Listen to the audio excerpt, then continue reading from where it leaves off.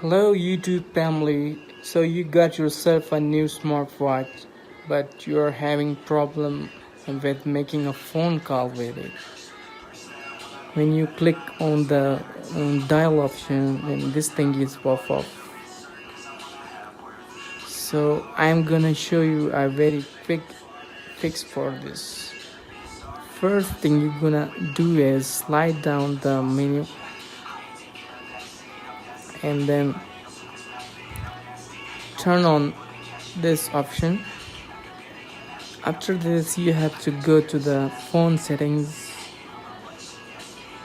You have to click on Bluetooth and then click on X8 Ultra.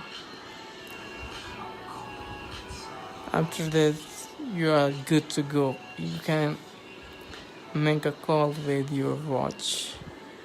If this video helps you, then don't forget to subscribe and like. Thank you so much. Bye bye.